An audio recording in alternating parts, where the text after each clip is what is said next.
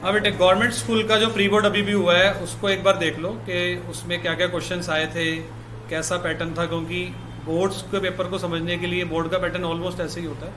तो government school pre board class 12th term 2, ठीक है।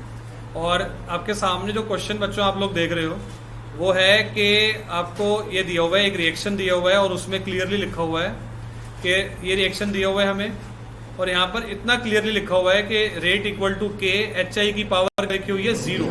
तो ऑर्डर ऑफ दिस रिएक्शन क्या है? ऑब्वियसली 0। यूनिट ऑफ के होती है ऐसे 0 ऑर्डर के लिए मोल पर लीटर पर सेकेंड। 2 नंबर हमारे पक्के हो गए यहाँ पर। और उसके बाद ना ये वाले मेरा फेवरेट क्वेश्चन आ गया, ये वाला। इसमें उन्होंने बोला है कोई 2, ठीक है ना, एनी 2 करना। तो यहाँ पर देखेंगे बच्चे कि बी आर की जगह पर जब हम क्या ऐड करते हैं, तो जो इसमें ए था वो क्या था? CH3 CH2 CN, और जो B है वो है, इसमें कर दो reduction, CH3 CH2 CH2 NH2। ये अमाइंस की बैक एक्सरसाइज का 9th क्वेश्चन है। और इसमें करोगे तो इसमें जो A बनेगा ना, इसमें जो A बनेगा वो बन जाएगा propane amine, CH3 CH2 CH2 NH2। फिर इसमें कार्बाइल अमाइन करना, क्लोरोफॉर्म और KOH वाला कौन सा होता है? कार्बाइल। इसमें क्या होता है? इस NH2 की जगह पर क्या आ जाएगा? बस NC। इसको बोलते हैं आइसोसाइनाइड। NaOBr वाला होता है हॉफमैन ब्रोमाइड रिएक्शन। इसमें CO निकल जाता है, यानी कि जो C पार्ट होगा, अगर किसी ने ऑप्ट किया होगा तो वो होगा CH3NH2। और ये जो NaNO2 और HCl होता है ना, ये होनो होता है, होनो। और होनो से NH2 की जगह पर क्या आ जाता है बेटा? OH आ जाता है। ये 2 नंबर भी हमारे पक्के हो गए। कहने आसान होते हैं लेकिन हो ही जाता है। उसके बाद बच्चों define conductivity. Conductivity is defined as the conductance of a conductor which is 1 centimetre long and having area of cross section equal to 1 centimetre square. How does the conductivity decreases with dilution? Kappa जो होता है ना, वो concentration कम होगी तो क्या होगा? Decrease ही होगा, क्योंकि आयंस कम हो जाते हैं, ठीक है। Kappa decreases with decrease in concentration, ठीक है। क्या ये वाला जो क्वेश्चन है ये कार्बोक्सिलिक एसिड का है। Electrophilic substitution in benzoic acid take place at metabolism. कभी भी ऐसा क्वेश्चन आ जाए, लिखो this is due to its minus R effect. अगर कोई बोलता है जी ये ऑर्थो पैरा डायरेक्टर क्यों है, तो आपने बोलना है plus are effect. Meta director क्यों है? Minus R effect. ये वाला क्वेश्चन सबसे ही ज्यादा इंपॉर्टेंट है और ये बोर्ड में भी आएगा। ये बैक एक्सरसाइज एल्डिहाइड कीटोन का 20th क्वेश्चन है, लास्ट। कार्बोक्सिलिक एसिड का जो रेजोनेंस है ना, वो ज्यादा इक्वलेंट है एज कंपेयर टू फिनॉल। अभी डिस्कस नहीं है तो बात करना बेकार है।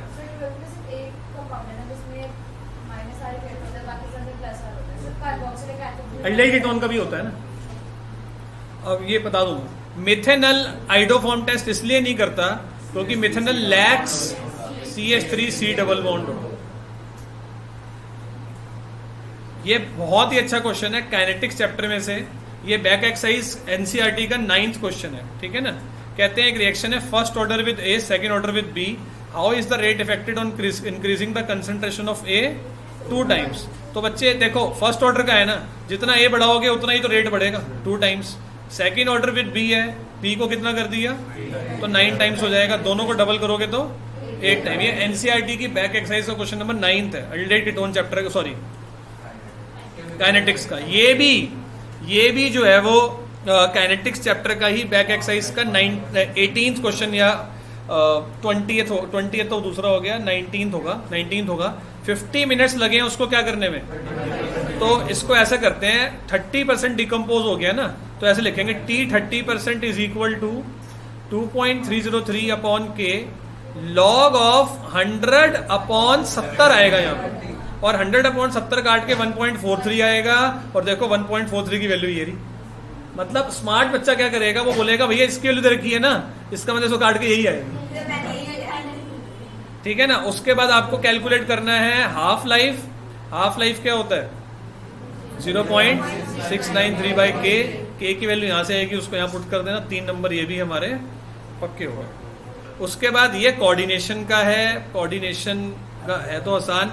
फिजिक्स ऑप्शन केमिक्स ऑप्शन में क्या फर्क होता है? एक ही डिफरेंस बताना था, कोई भी बता सकते थे। इसमें वीक फोर्स होता है बिटवीन और बिटवीन एड्सॉर्बेंट एंड एड्सॉर्बेट इसमें स्ट्रॉन्ग फोर्स होता है। इस ऑप्शन के अंदर जो है वो कम एंथैल्पी ऑफ एब्जॉर्प्शन होता है, केमी में ज्यादा होता है। लायोफोबिक जो होता है ना, ये वाटर हेटिंग, फोबिक मतलब हेट, फोबिया का मतलब ही हेटिंग है, और फिलिक का मतलब हो गया लिक्विड लविंग। इलेक्ट्रिक करंट जब पास होता है कोलोइडल सॉल्यूशन के थ्रू तो उसे बोलते हैं इलेक्ट्रोफोरेसिस हो गया, इलेक्ट्रोफोरेसिस हो गया ये।